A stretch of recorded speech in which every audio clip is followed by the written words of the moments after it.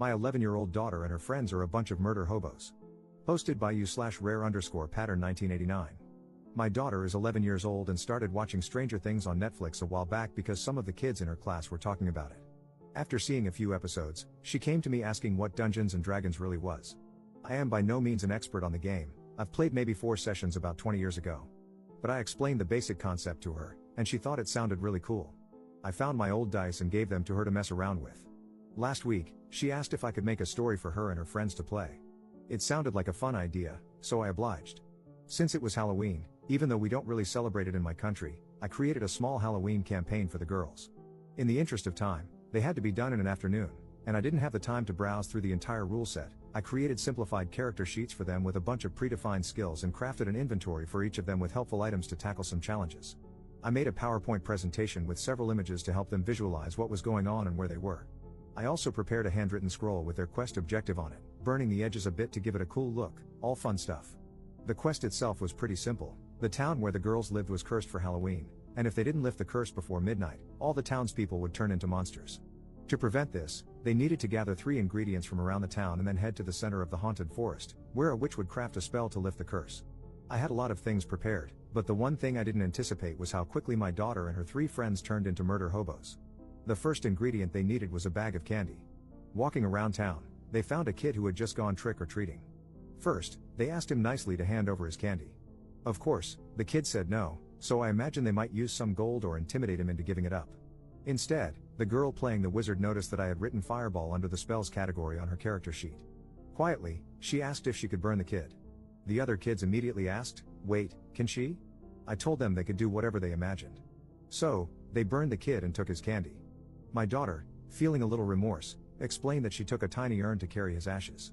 And, well, that set the tone for the rest of the campaign, as I could never have imagined those girls being so evil.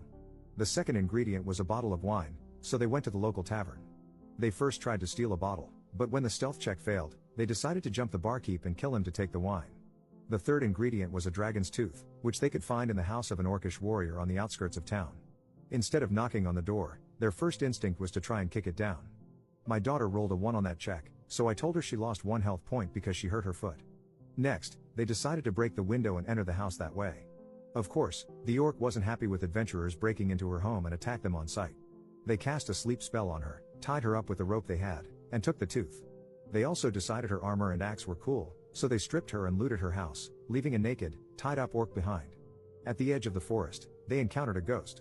The idea was for the girls to discover that the ghost was afraid of the dark and help him quell his fears by using either the light spell on the wizard's sheet or a candle from the cleric's inventory. After some discussion, they noticed the ghost's image on my PowerPoint, a ghostly figure dressed in a white cloak. "Maybe we should just set his cloak on fire," they giggled. So the ghost ran away, burning, and revealed the path to the haunted forest. The encounters in the forest didn't go as planned, either. They first encountered a group of skeletons dancing around a bonfire. The skeletons invited them to join their Halloween ritual dance, promising a reward.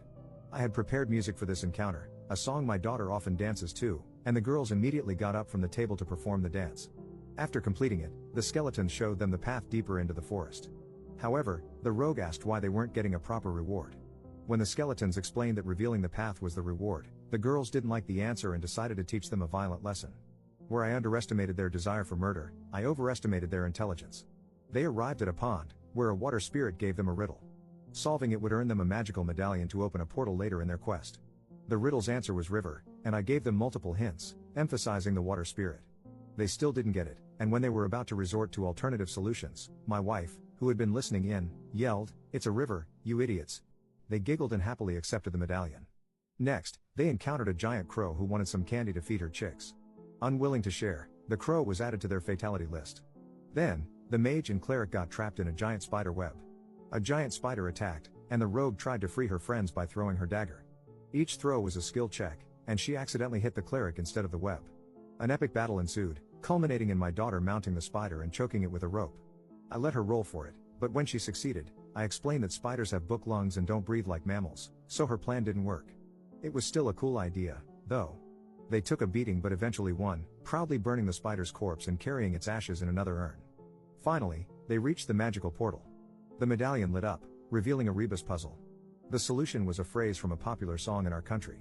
It went over their heads until my wife glanced at it, gave them the answer, and they started singing to open the portal. Before meeting the witch, they faced a Trent protecting her. Initially, the idea was for the Trent to be persuaded by their noble deeds. However, given their chaotic actions, I changed it so the Trent demanded an explanation. The girls concluded, "He's made of wood, so we can set him on fire." Since we were running out of time, I played along, and a single fireball reduced the Trent to ash. The confrontation with the witch was brief. She crafted the spell they needed to lift the curse. The girls returned to town, where they were celebrated as heroes for their bravery. My daughter later told me that everyone had a great time and laughed about it all day at school. She asked if I could create another campaign for them. Next time, I'll definitely incorporate consequences for their actions and make an action-packed story with more battles. For now, I'll start by rereading the rules to make the next campaign even better. Update 2 months later. So, a while ago, I posted about introducing my daughter and her friends to D&D and how they turned into full-on murder hobos. After their first game, the girls were over the moon and eager to play again. Word spread around their classroom, and suddenly, instead of 4 players, I had 6 girls to manage in my campaign. With my busy work schedule and the holidays, I didn't have as much time to prepare as I did for the first game. Still, I had a good idea of what I wanted to do and had incorporated the advice I got here to create a more action-packed experience for the group. However, things didn't go as planned, thanks to something I hadn't anticipated: another dad joining the party. The day before the game, my wife got a call from the father of one of the girls. He'd heard about the game from his daughter and was excited to join since he used to play D&D a lot when he was younger.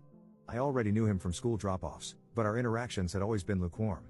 He's a single dad who, as my wife has mentioned multiple times, clearly has a thing for her.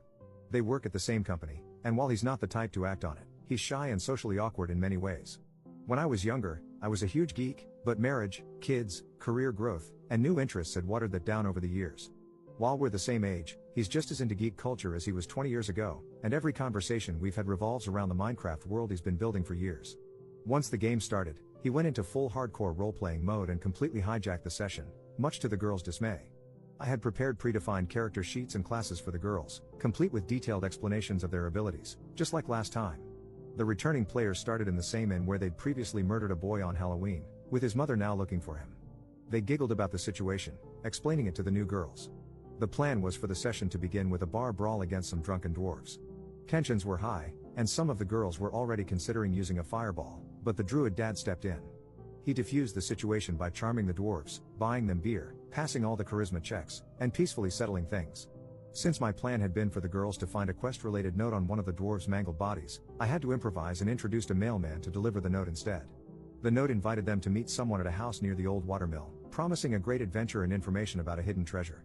Along the way, they were attacked by wolves, time for their first combat. Except, the druid convinced the wolves they meant no harm, bypassing the fight entirely. When they reached the house, the girls wanted to barge in, but the druid insisted on scouting for traps and suspicious activity. He found a bird to ask for information about the house. Meanwhile, the girls started getting bored and bickering among themselves. One girl said she threw a rock at another's head. When they found the front door locked, they climbed onto the roof, and one girl pushed another down the chimney.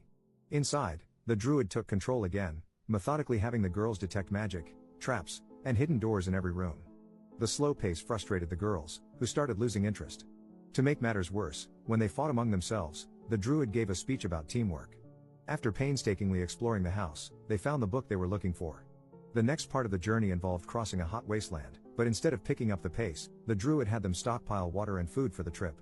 I tried to speed things up with an ambush by orcs seeking revenge for being mistreated in the previous campaign. But instead of engaging in combat, the druid demanded backstory, expressed empathy, and tried to resolve things peacefully. When more orcs arrived, he convinced the party to surrender and get captured. I had to come up with a dungeon storyline on the fly, but by that point, the girls had checked out. It was hard enough involving all 6 players, but with the druid monopolizing the game, the energy in the room died completely. The campaign ended abruptly, and everyone went home.